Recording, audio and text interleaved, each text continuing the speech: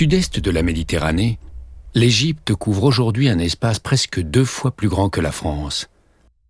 C'est le 2e pays le plus peuplé d'Afrique, et pourtant la plus grande partie du territoire national appartient au désert. Dans un environnement aussi hostile, la vie était impensable. Elle a réussi à s'implanter face au désert avec l'aide du Nil, le plus long fleuve du monde. Sans lui, l'Égypte n'existerait pas. Grâce à ses crues régulières, le Nil a déposé des alluvions fertiles sur les rives.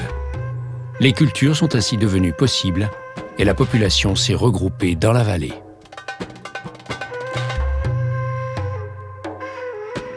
Dès la plus haute Antiquité, on a considéré que l'Égypte était un don du Nil. Mais les bienfaits du grand fleuve auraient été vains sans le travail acharné des Égyptiens. La rotation des cultures, la construction de digues et surtout l'irrigation avec le chadouf équipé d'un balancier ont mobilisé toutes les énergies.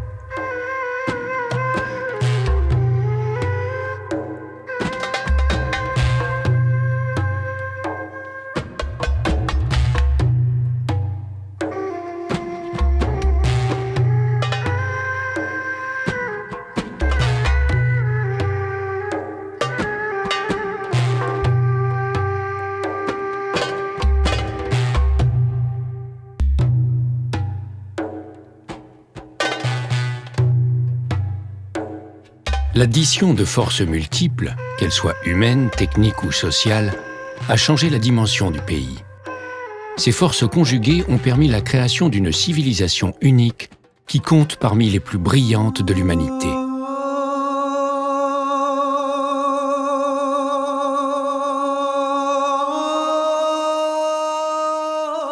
Dans la chaleur intense et la pierre la plus dure, les Égyptiens ont taillé les tombeaux de rois et de reines promis à la vie éternelle. Dans la même pierre, et pour honorer leurs innombrables dieux, ils ont élevé des temples monumentaux. Malgré l'incroyable savoir-faire de leurs artisans, la pierre n'a pas toujours résisté aux outrages du temps. Il a donc fallu protéger le patrimoine contre des menaces multiples.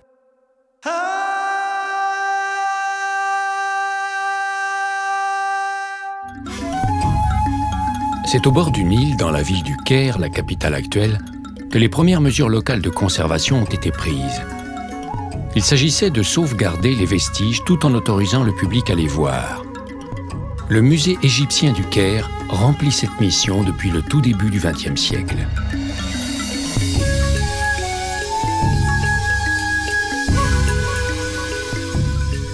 Même si elles apparaissent figées dans la pierre, les collections retracent de manière vivante la longue histoire de l'Égypte pharaonique. Pour son contenu initial, le musée doit beaucoup au travail fondamental d'un égyptologue français, Auguste Mariette. Le savant est mort bien avant l'ouverture du musée, mais on lui a rendu hommage en plaçant sa tombe devant l'établissement.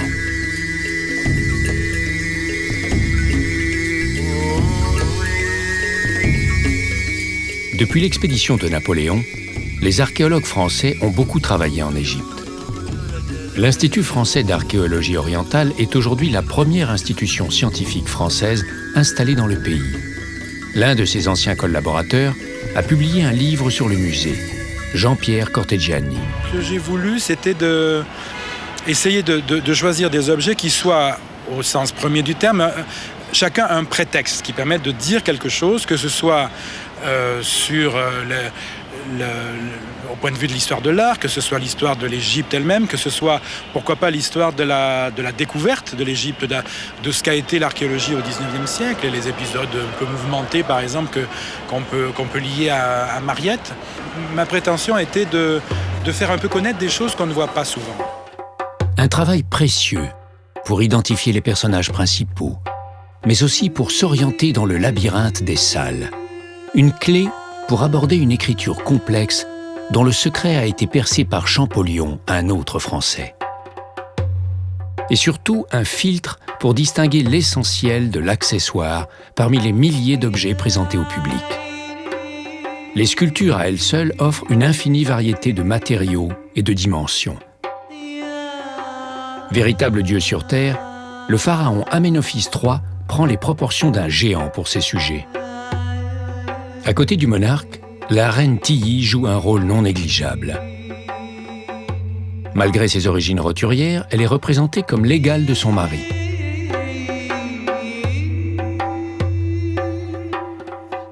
La pierre s'habille aussi de bas-reliefs où l'histoire se raconte en hiéroglyphes.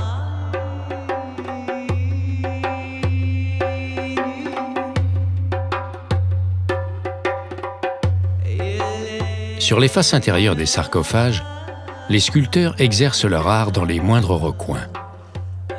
Jusqu'au sommet des pyramides, coiffées du pyramidion, les caractères d'écriture sont gravés à des endroits inaccessibles quand les textes s'adressent aux dieux.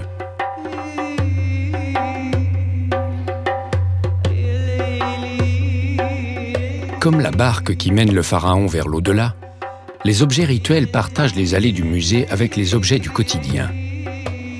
Mais les instruments les plus ordinaires sont décorés avec un tel raffinement qu'ils s'élèvent eux aussi au rang de l'œuvre d'art.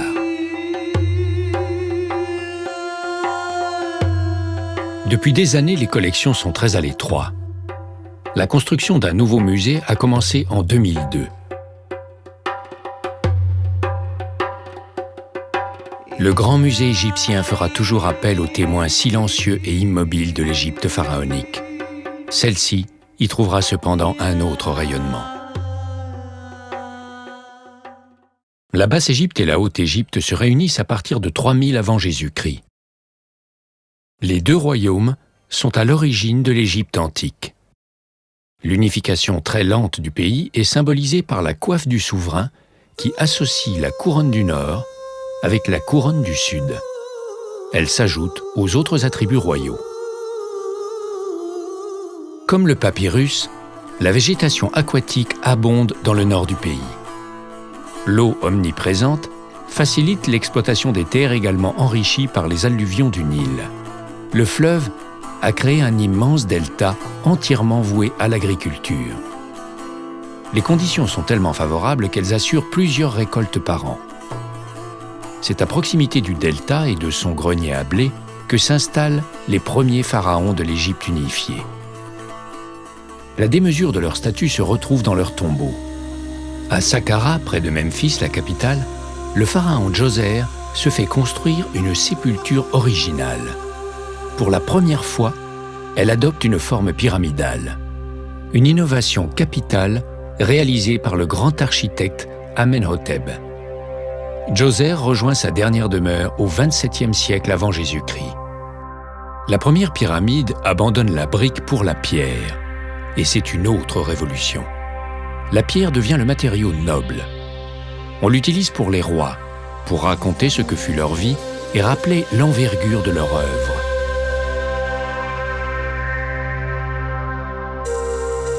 Les Égyptiens croient à la survie après la mort.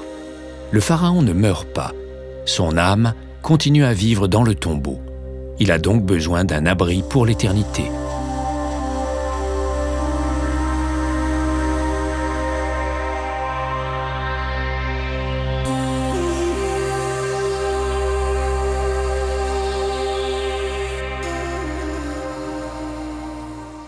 Plus connues, d'autres pyramides sont élevées plus au nord, à Gizeh, pendant la dynastie suivante.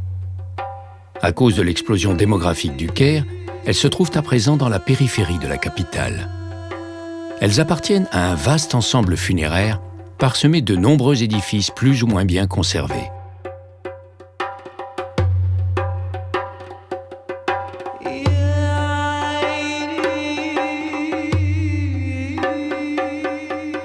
Les hypothèses abondent, mais personne ne peut dire aujourd'hui avec certitude comment on a construit les 3 plus grandes pyramides. Une réelle performance pour un travail colossal et d'une précision inouïe.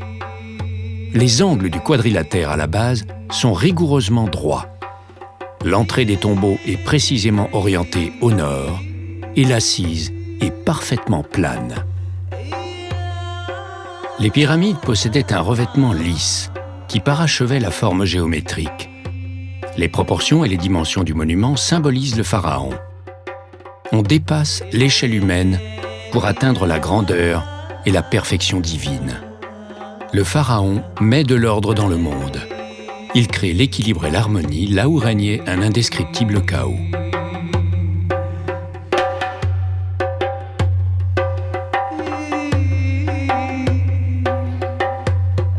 Entre les hommes et les dieux, entre le ciel et la terre, la pyramide et le pharaon servent de trait d'union.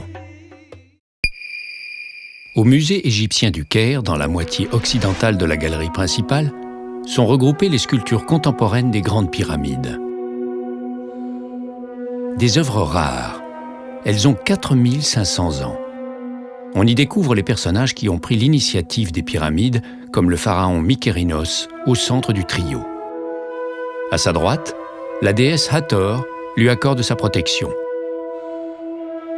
On reconnaît la déesse bienfaisante à ses cornes de vache. La nature est une source d'inspiration permanente pour la religion et l'art égyptien.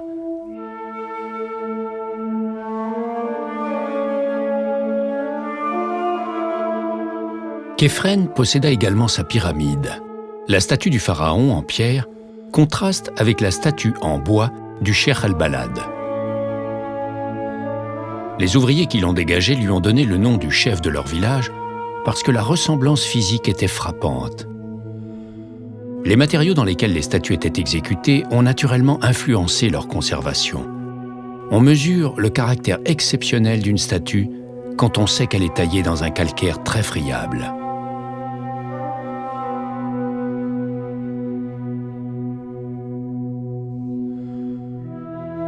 Dans la sculpture égyptienne, le corps humain est reproduit le plus exactement possible.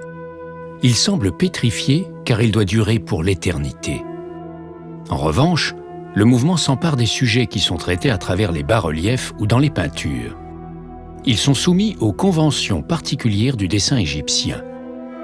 Les personnages sont représentés tels qu'ils existent et non tels qu'on les voit. Le sculpteur révèle les yeux et le visage entier au regard du spectateur.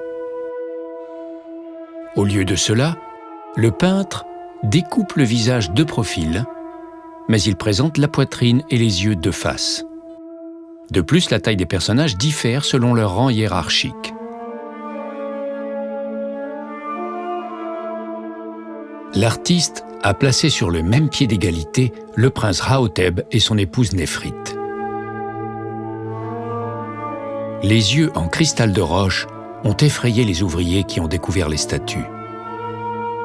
Autre convention de l'art égyptien, la peau des femmes est peinte dans une couleur plus claire que celle des hommes.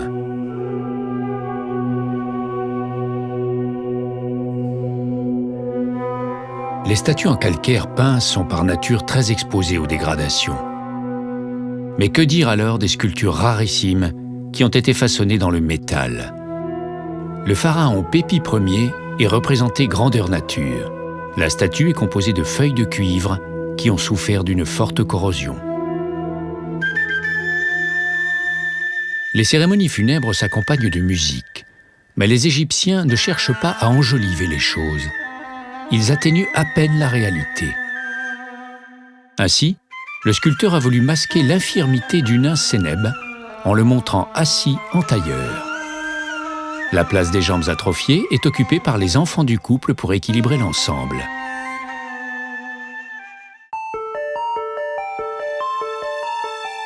Qu'elle soit belle ou ingrate, la nature plante le décor de tombeaux où la vie ne s'arrête jamais. Au moment où l'Égypte étend son influence à l'extérieur, le royaume unifié se désagrège à l'intérieur. La mer Rouge attire le centre de gravité du pays. 2000 ans avant Jésus-Christ, une petite localité commence à faire parler d'elle dans la vallée du Nil. Elle est promise à un destin exceptionnel, Luxor. La cité baptisée Thèbes par les Grecs de l'Antiquité va devenir la capitale la plus importante de l'Égypte pharaonique, tant au point de vue politique qu'au point de vue religieux. Les dieux vénérés ici exercent une influence considérable. Le temple de Luxor donne une idée de leur puissance. À l'entrée du temple se dressaient 2 obélisques. Un des 2 obélisques fut offert par l'Égypte à la France. Il domine aujourd'hui la place de la Concorde à Paris. Le temple de Luxor connaît plusieurs transformations au cours de l'histoire. Son architecture et sa décoration portent la marque de différents souverains. Le sanctuaire est bien conservé parce qu'il est resté à moitié enseveli sous le sable jusqu'à la fin du XIXe siècle.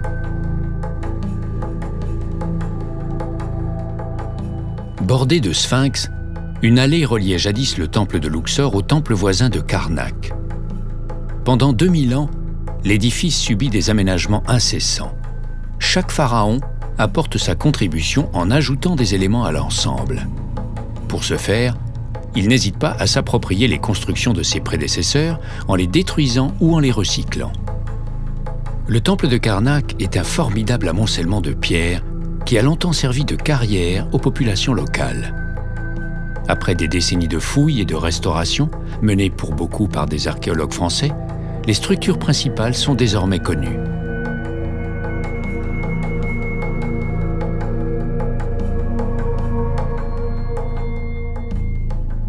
La pierre des monuments, aujourd'hui brute, est à l'époque pharaonique ornée de couleurs vives. Seules les parties abritées en conservent quelques traces. Les sculptures ont mieux supporté le vieillissement. Elles rappellent la vocation religieuse des lieux. Le bélier est l'animal sacré du dieu Amon. Son culte voit le jour à Karnak. Il se répand dans l'Égypte entière quand un pharaon décide d'imposer Amon comme la divinité suprême. Les dimensions du temple de Karnak témoignent de sa suprématie.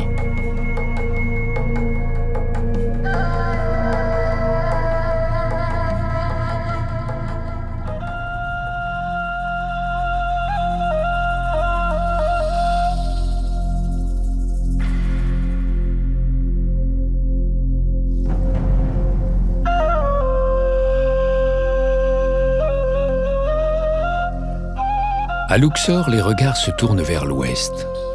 C'est là qu'au sommet de sa gloire, le dieu Amon, assimilé au soleil, disparaît à la fin de la journée.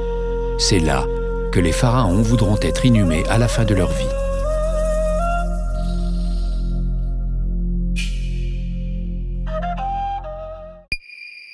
Au musée égyptien du Caire, les débuts de Karnak sont abordés dans l'aile occidentale. Il coïncide avec le commencement du Moyen Empire qui succède à l'Ancien Empire. De nombreux vestiges confirment l'omniprésence de la religion à Karnak. Les divinités y figurent selon leur rang, comme le dieu Horus à tête de faucon.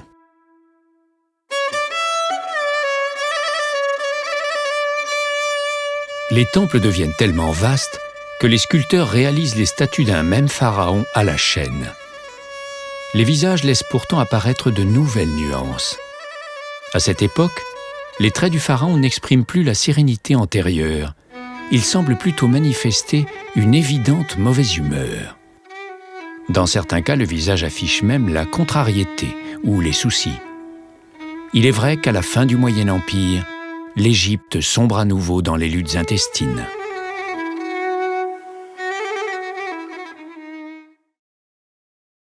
L'Égypte retrouve son unité territoriale autour de sa capitale Thèbes. Le nouvel empire prend forme à partir du XVIIe siècle avant Jésus-Christ. La période est faste, alimentée par des conquêtes extérieures et enrichie par de fructueuses expéditions commerciales. Parce que le sommet de la montagne en face de Thèbes évoque une pyramide, les pharaons se font enterrer à ses pieds. Ils choisissent alors un tombeau d'un tout autre type, creusé dans la roche.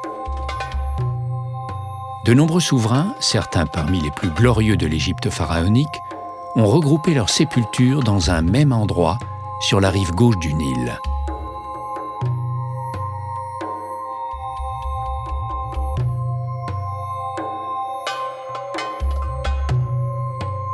Malgré leur connaissance, les Égyptiens ne savent pas pourquoi le Nil déborde et pourquoi le soleil décline.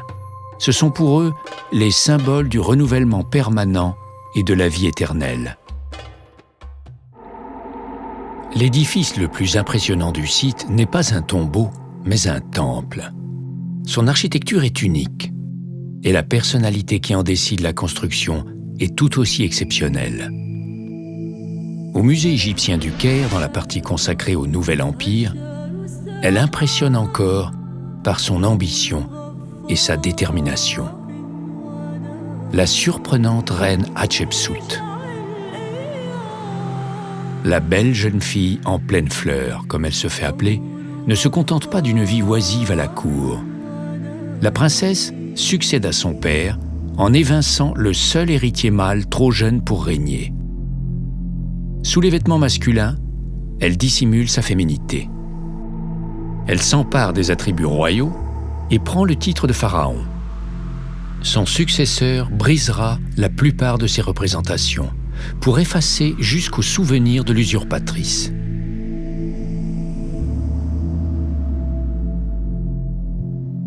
Difficile pourtant de croire à un véritable coup d'État, car le jeune héritier est associé au pouvoir. La reine Hatshepsut régnera pendant une quinzaine d'années.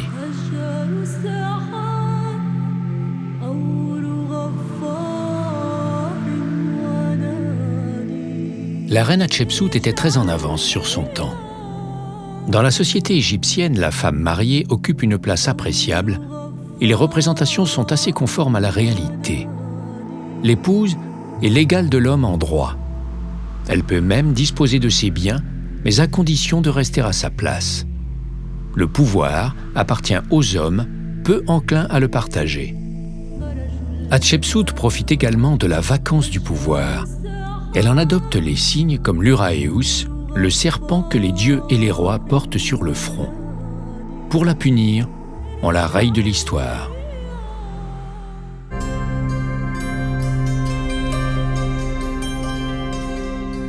Une autre femme fait également parler d'elle, Néfertiti.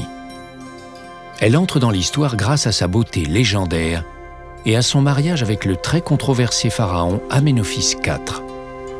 Il change de capitale, bouleverse les règles esthétiques, instaure une nouvelle religion et prend le nom d'Akhenaton.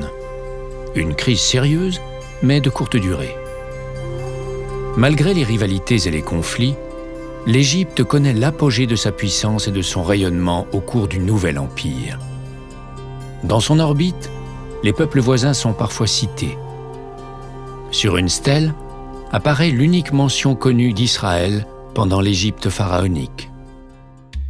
Au sommet de la société égyptienne, le pharaon cumule tous les pouvoirs: armée, justice, administration.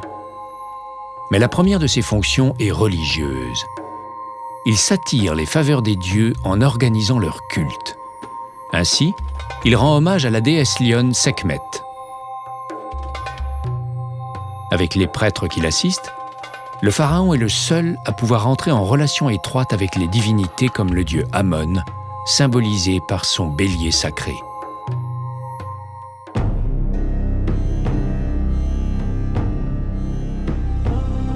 Devant les hommes par des sculptures monumentales, le pharaon affirme son statut. Il révèle une plastique parfaite en faisant la démonstration de sa force. Mais devant les dieux, il se fait tout petit, soumis à leur service, jusqu'à devoir pousser une simple barque. C'est le destin d'un dieu devenu homme.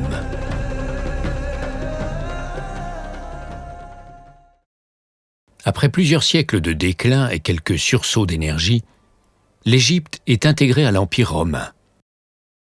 Le pays, miné de l'intérieur, n'a pu résister aux peuples qui bordent le littoral méditerranéen, comme les Libyens, les Perses ou les Grecs.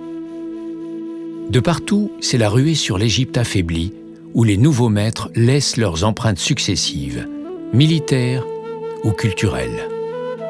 Mais la fascination pour l'Égypte est intacte. Les Grecs et les Romains sont impressionnés par la civilisation pharaonique. Ils partagent le même goût pour les constructions démesurées et le culte de plusieurs divinités. De nombreux temples ont été élevés dans la vallée du Nil pendant la période gréco-romaine. Il n'en demeure pas moins des exemples aboutis de l'architecture pharaonique par leur structure, par leur fonction et par leur décoration.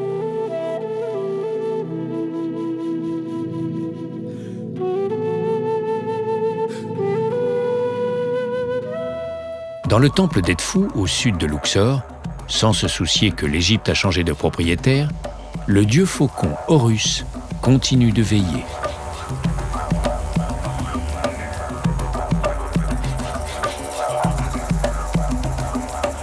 Les architectes font appel à de nombreuses colonnes. Le vide laissé entre les piliers est comblé par des panneaux sculptés en bas-relief. Différents détails permettent de répartir les colonnes selon leur forme. Le chapiteau, le sommet de la colonne, prend souvent l'aspect de végétaux, comme les feuilles de palmier stylisées. La nature est partout en Égypte.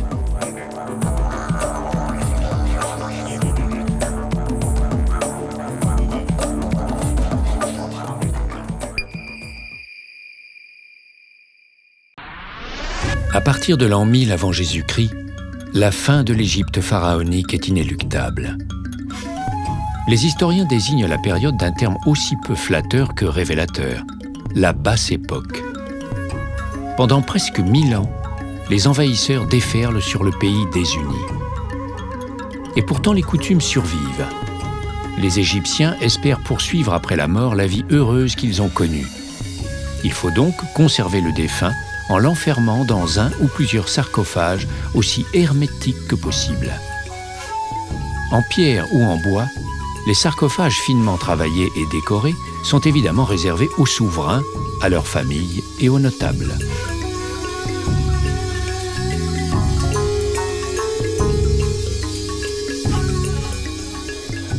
Les Éthiopiens, comme le roi Taharka, succèdent aux envahisseurs libyens.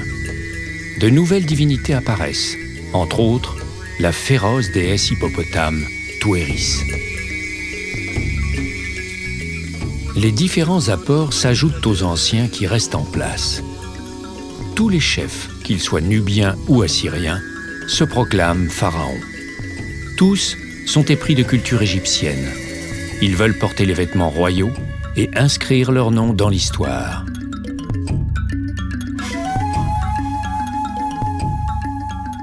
Mais il n'y a pas assez de place pour tout le monde. Les rivaux se disputent le pouvoir et font de l'Égypte un champ de bataille. Thèbes, l'ancienne capitale, est mise à sac. Temples, palais et trésors sont pillés. La statue en albâtre de la divine adoratrice, une vierge destinée au culte du dieu Amon, échappe par miracle au désastre.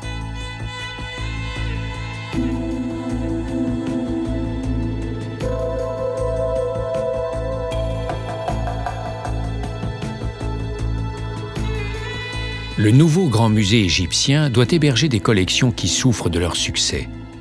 Le nouvel établissement est prévu pour accueillir 5 millions de visiteurs par an.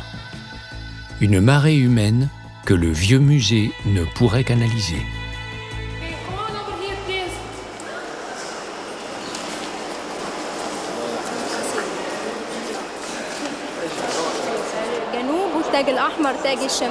وبنجد على مؤخرة ظهر الكرسي الملك توت عنخ آمون وزوجته. Deshalb sie es so genannt, Kanop-Gefäße, aber hauptsächlich war für ein Geweihegericht. 後咧，仙境裏邊發現有3個嘅蠶繭。嗱，咁陣間會入到一個 treasury 咧，就係全個圖坦卡蒙最值得睇嗰幾樣嘅最值得。When they found the chariots here, Carter, when they found inside the tomb of King Tutankhamun in 1922, they were in pieces. Mesdames, Messieurs, la visite se poursuit. Pour ne rien arranger, les flots de visiteurs ne se répartissent pas harmonieusement à l'intérieur du musée. Les foules avides de sensationnel prennent d'assaut quelques salles en particulier. Mais elles ne troublent pas le repos de Ramsès II, le grand pharaon.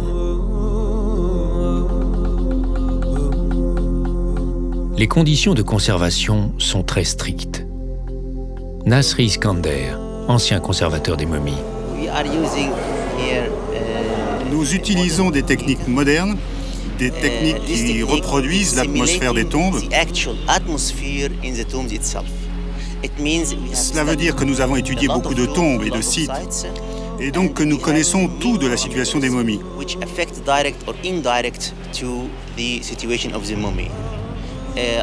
En d'autres termes, nous avons créé une sorte de microclimat spécialement pour les momies, comme dans les tombes. La survie n'est possible que si le corps est conservé. Le cerveau est extrait par les narines. Les autres organes sont enlevés par une incision dans l'abdomen. Le cadavre est plongé dans un bain de sel pendant 2 bons mois. Il en ressort complètement desséché. La peau du visage est remodelée. Puis, le corps est enveloppé de fines bandelettes en lin. Plusieurs centaines de mètres de tissu sont nécessaires. Les Égyptiens momifient tous leurs morts, mais à l'origine, l'opération est une prérogative royale. Nous avons déjà 27 momies royales. Nous terminons d'en restaurer 11 et nous travaillons maintenant sur 16 autres que nous espérons terminer dans les 6 mois.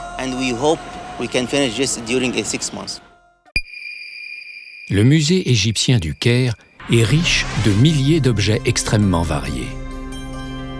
L'immense majorité d'entre eux proviennent de tombeaux. Comme les Égyptiens pensent que la vie après la mort est semblable à la vie antérieure, ils sont inhumés avec le matériel dont ils vont avoir besoin. Ainsi, la clepsydre permet de mesurer le temps qui passe grâce à l'écoulement de l'eau.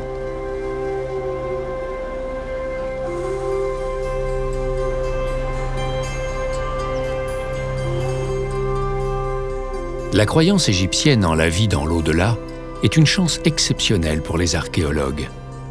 Les tombes, telles qu'on les a découvertes, sont en effet remplies d'objets qui ont appartenu au défunt dans sa vie quotidienne. La tombe est une maison au sens propre, et son équipement doit s'y trouver. Quels que soient les matériaux employés, les ustensiles habituels ou rituels prouvent le savoir-faire des artisans de l'époque. Il convient effectivement de dire artisan plutôt qu'artiste, car la notion d'art pour l'art est inconnue en Égypte ancienne. Il n'existe pas d'objet d'art décoratif au sens où nous l'entendons aujourd'hui.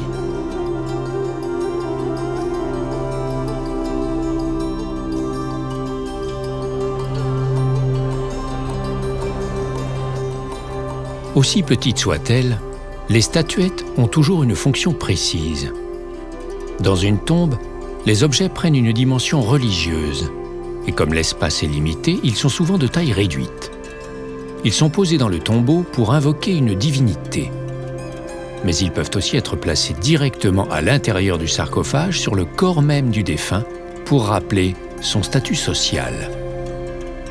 La qualité et la beauté des objets sont les meilleures façons de garantir qu'ils vont durer pour l'éternité.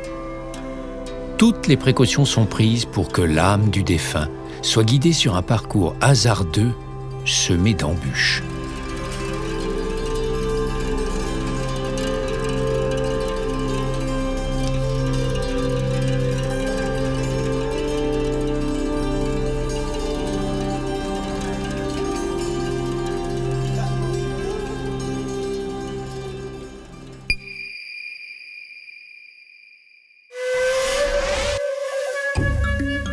À l'étage du musée du Caire sont exposées différentes pièces du mobilier présent dans la tombe, généralement en bois décoré.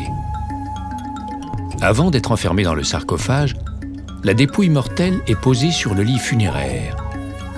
Les opérations successives doivent se dérouler selon un processus extrêmement précis.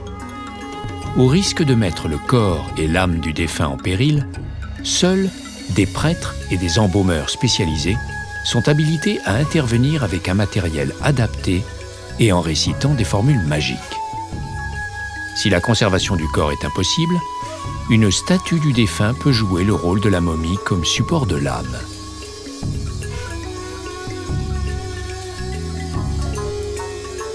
Dans le sarcophage, on place le livre des morts, une sorte de mode d'emploi qui aide le mort à trouver son chemin.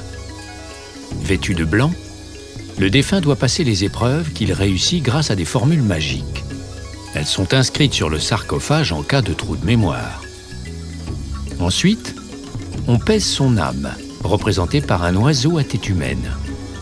Si l'âme est légère, c'est-à-dire sans faute, le défunt peut voguer vers l'au-delà. L'architecte fait le voyage pour la vie éternelle avec ses instruments de mesure. Équerre et fil à plomb sont donc incorporés au matériel entreposé dans la tombe. Beaucoup de techniques, d'outils et de métiers nous sont connus de cette façon.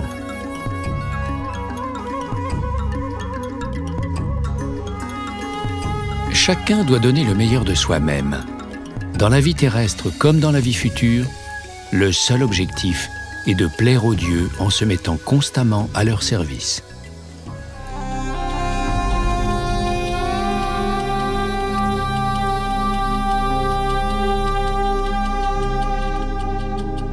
Rendre hommage aux dieux est un travail à plein temps. Il faut multiplier les prières et accumuler le maximum d'offrandes. Le défunt ne peut s'acquitter seul de toutes ces tâches. Pour se faire aider, les plus fortunés font reproduire à échelle réduite le personnel qui était à leur disposition de leur vivant. Des maquettes très instructives sur la vie quotidienne à l'époque pharaonique.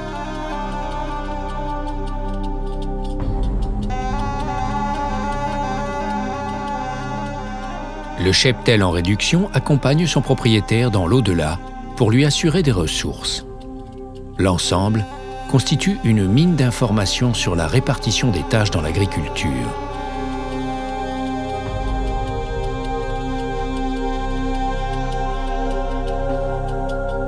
Le corps enfermé dans le sarcophage libère son double, représenté par 2 bras levés. C'est le double qui se présente devant les dieux pour que l'âme soit pesée.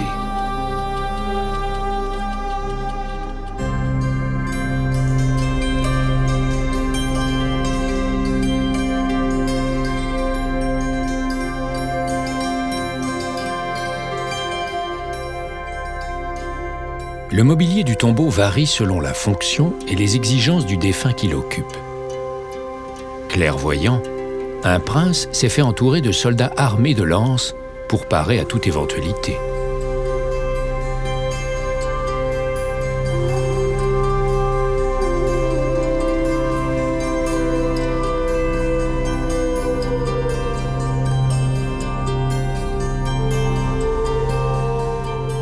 En 3000 ans d'histoire, les techniques et les supports utilisés par les artisans ont considérablement évolué, notamment grâce aux influences extérieures.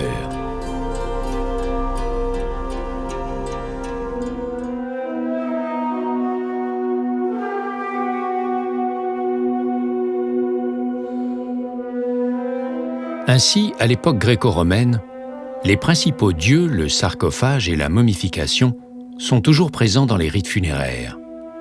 Mais la représentation du visage en peinture s'est complètement occidentalisée.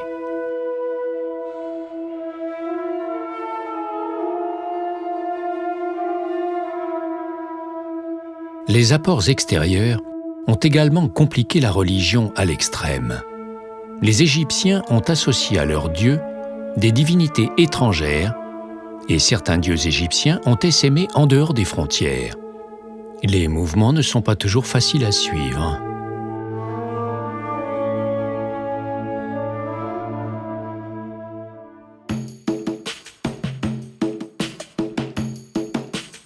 À travers quelques esquisses réalisées sur des morceaux de calcaire, apparaît la caractéristique essentielle de la religion en Égypte.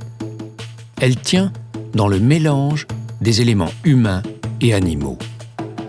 Ni les Grecs ni les Romains n'ont fait pareil. Beaucoup d'Occidentaux furent d'ailleurs choqués de voir une culture aussi évoluée accorder une place aussi grande aux animaux. Les couvercles à tête animale ou humaine ferment les récipients qui contiennent les organes prélevés dans le corps du défunt. Eux aussi doivent servir après la mort.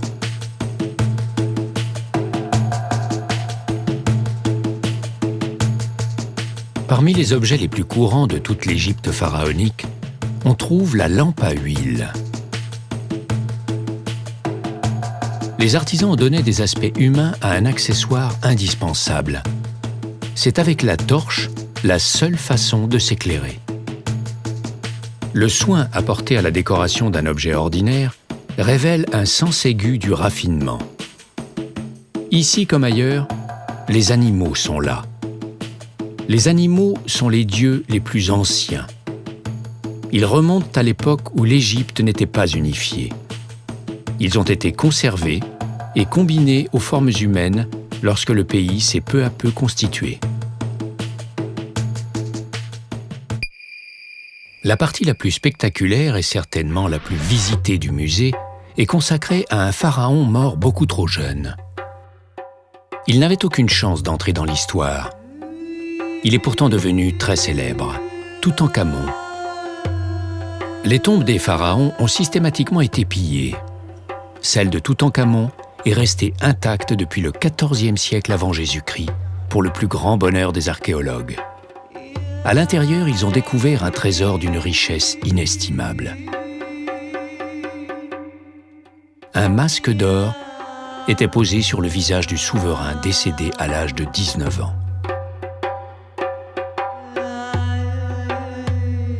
Dans les collines à l'ouest de Luxor, un archéologue britannique prospecta le site où de nombreux pharaons étaient inhumés, la vallée des rois. Après 6 années de fouilles, il dégagea un escalier conduisant à une tombe inviolée. En 1922, la sépulture de Toutankhamon était enfin localisée. La dépouille du pharaon est toujours en place, mais depuis 2007, le visage est présenté sous une vitrine pour le protéger des dégradations. La découverte fit sensation dans le monde entier. Le grand public apprenait l'existence d'un pharaon inconnu qui entrait dans l'histoire.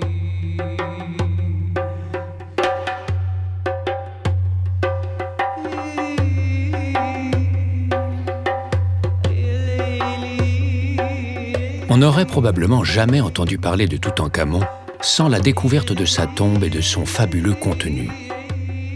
Le jeune garçon est devenu pharaon alors qu'il avait 9 ans à peine. Il figure dans la ligne de succession d'Akhenaton, le pharaon qui suspendit le culte d'Amon à Karnak. Comme son nom l'indique, Toutankhamon rétablit la primauté du dieu Amon.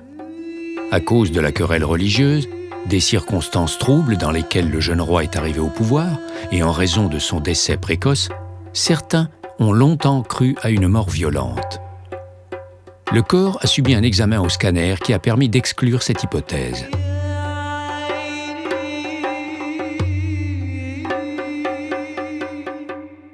Dans leur tombe, les pharaons étaient entourés d'objets précieux. La tête du dieu Horus a été façonnée en une seule feuille d'or. Les merveilles trouvées dans les sépultures de plusieurs souverains confirment que la mort n'était qu'un passage. Les parures n'étaient pas perdues.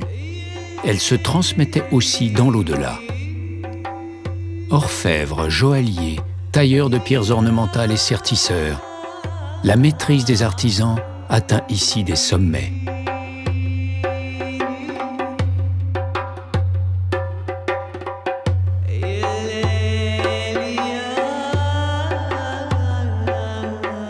Les sépultures de pharaons très importants n'ont pas été retrouvées intactes. On peut rêver longtemps aux splendeurs qu'elles devaient abriter quand on fait l'inventaire du tombeau de Toutankhamon, un pharaon presque insignifiant au regard de l'histoire. Comme l'atteste Célie d'Apparat, les objets ne sont plus des modèles réduits. Le mobilier a des proportions réelles, car il doit, pense-t-on, réellement servir après la mort.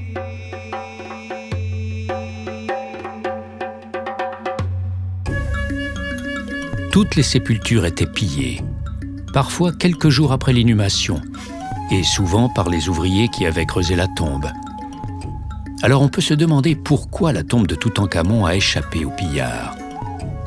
En réalité, elle n'y a pas échappé. Elle a été profanée une dizaine d'années après la mort du pharaon. Mais les dégâts étaient minimes et les autorités refermèrent la tombe. La répression des voleurs a dû être sévère, car la tombe a été oubliée. Par la suite, l'entrée a été recouverte des débris extraits d'un tombeau voisin et oubliée pendant plus de 3000 ans. Le mobilier est composé d'authentiques chefs-d'œuvre, d'autant plus impressionnants qu'ils ont vraisemblablement appartenu au pharaon. L'un des meubles dépasse tout ce qu'on avait pu voir jusqu'alors. Il s'agit d'un petit trône aux décorations remarquables. Il est en bois, entièrement recouvert d'or, d'argent, rehaussé de pierres ornementales et de verre en pâte colorée.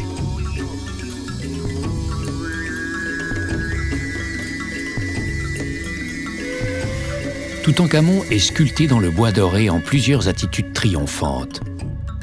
Pourtant, le jeune homme n'était pas une force de la nature. Il mesurait 1,70 m, une taille respectable pour l'époque, mais il semblait doté d'une constitution plutôt frêle.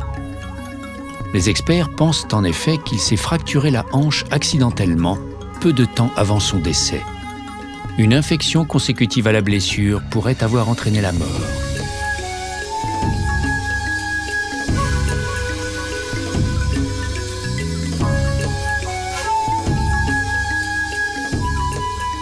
Malgré une allure chétive et une certaine fragilité, le pharaon est représenté dans des scènes de chasse accompagné par ses domestiques. On le montre également avec beaucoup de réalisme, guerroyant contre l'ennemi nubien. Une expédition militaire qu'il n'a sans doute pas vécue étant donné son jeune âge. Le pharaon est toujours magnifié. C'est un dieu vivant et sa valeur n'attend pas le nombre des années. L'archéologue qui pénétra pour la première fois dans le tombeau s'éclairait à la lumière vacillante d'une bougie. On imagine son effroi lorsque, dans la pénombre, il tomba nez à nez avec la statue d'Anubis, le dieu chacal, gardien des nécropoles. Depuis, l'archéologue est mort, mais le dieu veille toujours.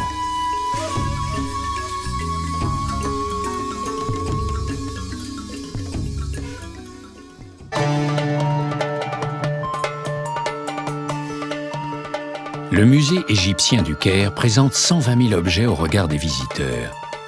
Avec les réserves et les caves, l'établissement contient plusieurs dizaines de milliers de pièces supplémentaires. À l'image du Caire, la ville la plus peuplée du continent africain, le musée déborde. La décision de construire le grand musée égyptien était donc une nécessité absolue. Le nouveau complexe doit s'élever à Gizeh, dans l'ombre des grandes pyramides. Malgré le projet de nouveau musée, il n'est pas question en tout cas d'abandonner le vieil édifice, comme le confirme le docteur Saleh Nagar, ancien conservateur du site de Gizeh. Il faut bien sûr le temps pour réaliser un tel musée et on va transporter beaucoup de choses du musée du Caire dans ce musée et on gardera quand même le musée du Caire comme un musée spécialisé dans une collection ou dans une période, ça dépend après.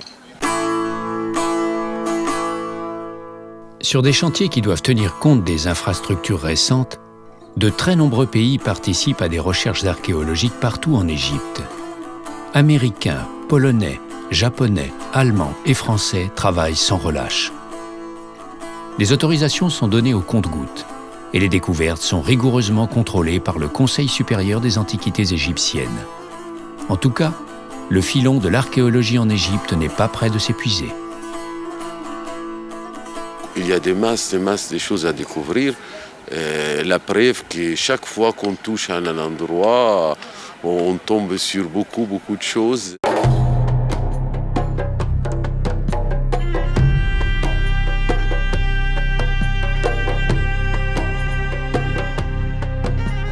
La richesse de certains endroits comme Gizeh ou Saqqara est extraordinaire. Les archéologues estiment qu'il y a des sites en Égypte où l'on est certain de faire des découvertes.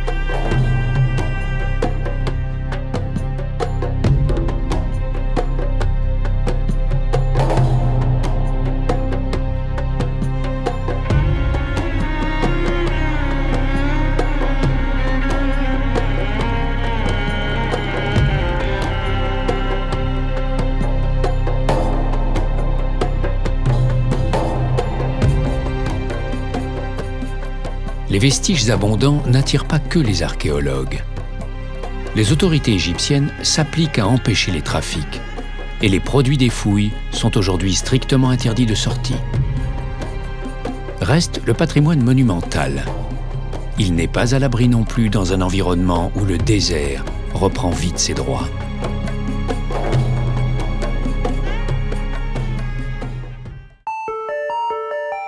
L'âme du défunt s'envole après la mort. Elle échappe à la pesanteur terrestre pour rejoindre le domaine des dieux. Mais elle peut revenir goûter à la vie qu'elle a connue ici-bas. Entre le néant désertique et la création exubérante, entre la mort et la renaissance, l'Égypte pharaonique a suivi pendant des siècles le même rythme.